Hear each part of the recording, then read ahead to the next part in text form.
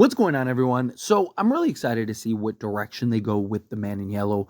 Obviously, he's going to, I would imagine, play a significant role the rest of the series, rest of the franchise, however many seasons they end up going into. Is he the big bad, or is he kind of like the next level? Like he's upper management, so to speak, right? Like he's an executive, but he's not, the CEO type thing. He's kind of the one that comes and corrects certain things and corrects certain elements. Obviously, there's a million theories going around, million different possibilities and directions in which they could go with the man in yellow. And I'm excited to see which direction they actually choose. In the meantime, we have quite some time between now and the next season, season 4. Now, they are trying to get it out by 2025 based on the lead. But we'll see if they're able to do that, or the showrunner, not the lead showrunner, right? Like we'll see how that progresses. But one of the things that I've talked about and theorized that many of you have thrown into the comments and stuff is the potential of the man in yellow essentially being like a demon, right? Like we talked about, like the demons from Supernatural and just wearing this kind of meat suit.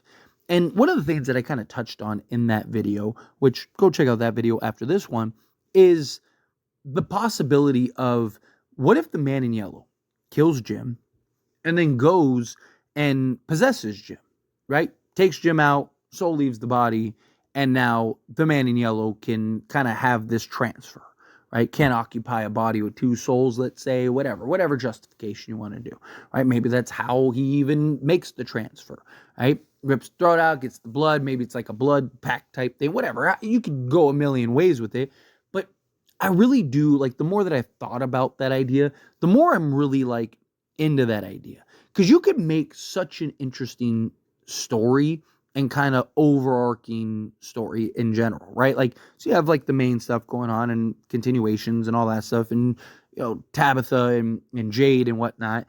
But imagine if Julie knows and sees her dad essentially become possessed by this man in yellow, and no one believes her, but yet we all know as the audience that it's true, right? And she's trapped in this world or whatever, and time travel and stuff, and everyone just kind of thinks like, no, like, Julie, you gotta be, you going through a lot, dealing with a lot. Clearly you're different. You were trapped in this place. Maybe you're hallucinating. This place can make you hallucinate. This place can make you see things and think things, right? Like, and everyone kind of just justifies. Jim seems normal. Jim's like, I don't know what you're talking about. Like, Julie, I don't know what's wrong with her. I don't know what's wrong with my daughter. And kind of just play it off, right? I think it'd be a cool way to kind of keep Jim in the story, in the loop. A lot of people think he's not really dead. That a lot of people think that he's that was just kind of like a different time, because obviously clearly different Julie, and we're going to kind of pick up before that or whatever, right? Obviously he goes and he walks to the RV, and a lot of people are speculating that, that's farther away, so it couldn't be that time. We'll see what they end up doing and how they go about it. But I really like the idea of Julie kind of being and dealing with the struggle. And her mom is like, it's Jim, like, but her mom is just so distracted, so oblivious to everything right now because she's living this other world, and maybe Jim is all sympathetic, and, the man in yellow is kind of masquerading around as Jim, pretending that, he's this good guy, and, he's came around and he's reformed, and, and maybe the man in yellow has all of Jim's memories now and all that. Right. And he's able to kind of, no, it's me. Like, I remember when you were a little girl, you did this and whatnot. And, Tabitha is like, tell me something that only I would know, that only Jim would know. And he's like, well, on our third wedding anniversary, you did this or whatever. Right. Like, because he has the memories, he has the knowledge, he has everything. So everyone just kind of thinks like, Julie's losing it. Maybe this place is getting to her. Maybe this place is affecting her. If she really can time travel, maybe she got stuck in, right? Like, and Julie is kind of the only one that knows, and she's trying to figure it out. And maybe she keeps trying to play with time to try to go back to that time and save her dad again, or, stop the man in yellow from turning. It could also make sense of, like, you could argue and justify how um, like the massacre happened, right? What if the man in yellow did it? But the man in yellow, because you look at like the bodies that were scattered throughout the street, it's almost like they didn't try to run or that somebody like teleported or whatever. Like the way that they're spread out is very strange, right? Because even the monsters, like they walk, we know they can run, but were they just running through the town, like, and people weren't even able to get away? Like it, but if it was somebody that no one expected, it was the man in yellow, and he inhabited one of the townspeople, right? And maybe Victor believes her or something like that, and they're trying to figure it out, or maybe Ethan believes her and they're trying to figure out how to convince everyone else or convince Boyd or whatever, right? Like, I think you can go kind of interesting routes in that regard. Another big thing is you could kind of use that to tie into what the phone said, right? Talking on the phone, gets on the phone, and he has the whole, they're not your children anymore type thing. What if that was foreshadowing? What if we thought it's like, oh, it's because, he died, or, they're having this disconnect from him. They're kind of separating from him, right? Like it kind of felt like all season, like he was losing his grasp on his children. Like they kind of resented him for letting their mother go and all that, right? Like there was clear kind of story points that were alluding to that. But what if it was to foreshadow a more grandiose story? And it's not that like Jim, no, Jim really did lose his children because he died. And the man in yellow is now operating and masking as the father and trying to convince the children and whatnot. And like, oh, these are my children now. Which would also kind of tie into, FROMVILLE and all the children that got sacrificed and are in the town. Maybe the man in yellow wants to sacrifice Julie and Ethan now. And they're trying to kind of create this, he's trying to manipulate and find the best opportunity and, maybe new children come into town and, and he's trying to go round two. I think that could make for, again, a really interesting direction, a real interesting story of like, a character that, the town liked and loved and, was a big part in helping solve things and mystery and stuff. And, a character that the audience is very familiar with and now has gone evil. Now has been corrupted by this evil entity. And, Jim's gone. Jim's not in there. It's not one of those days. Like, he's gone. And then maybe his spirit and his essence is still in FROMVILLE, like we've seen with some other characters. Right? Maybe he talks to Julie and Julie's able to communicate and he's like, Julie, like, you got to make your mom believe or whatever. Or maybe, ghost force Jim, right? Like maybe he's able to, talk to Tabitha and that's how he's able to kind of get Tabitha on their side.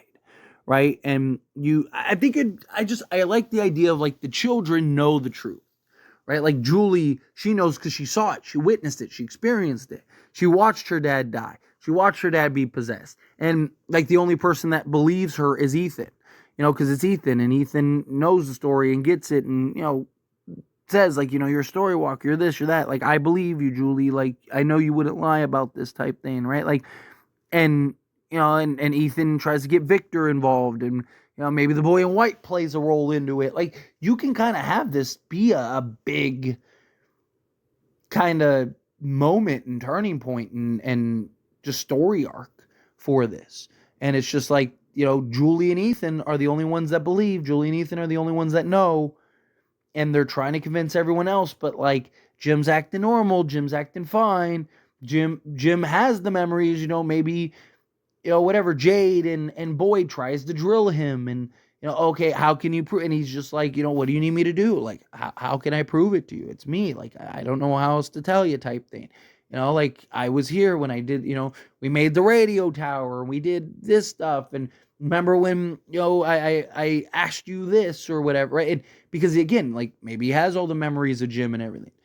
And so like, Boyd and the town and everybody just, no, they all believe that it's Jim. I think that could make for a really interesting way of like, you have this clear evil and the children are trying to figure out how to save their dad or, try to kill their dad, end their dad, right? Like we don't have a choice. We got to take him out. We got to get rid of him, right? He's not, that's not our dad anymore. Like he's evil, right? Like I just think it could add more to the overarching story and add some more character to give you, because every season there's that, like you saw with Fatima, right? Like there's that kind of villainous story, right? Where Fatima, is she evil? Is she good?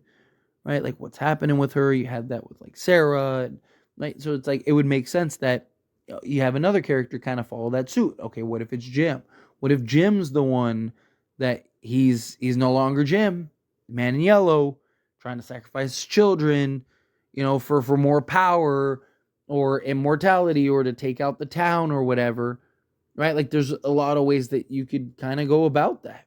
A lot of ways you can make that connection. And the idea of like Man in Yellow and Jim, and maybe, Ghost Force Jim is trying to help his children because he doesn't, he wants to save his children. And, he doesn't have his body. So he's just kind of trying to explain to Julie, or maybe communicates with Julie. And, he's trying to figure out how to reach out to Tabitha and talk to Tabitha. And maybe finally Tabitha makes that connection. And that's how all the plans get spoiled, right? And I don't know. I do. The more that I think about it, the more I kind of like the idea. The more I kind of like the buildup and potential of that. Now, obviously, execution, storytelling, approach, how they go about that is very important, right? And Jim and the acting and kind of material that they would have for that. But I like the idea. And just a thought, just a fun conversation. We have a lot of time, like I mentioned, between now and when we get from season 4. So might as well have some fun, have some speculation, and just some fun conversations about what could not be. But as always, I pass the question on you.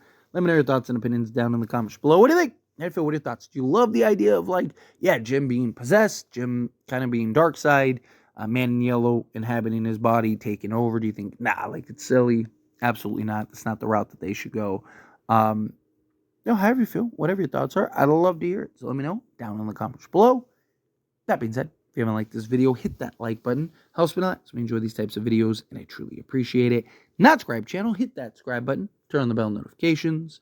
Appreciate y'all. See you in the next one. Thank you.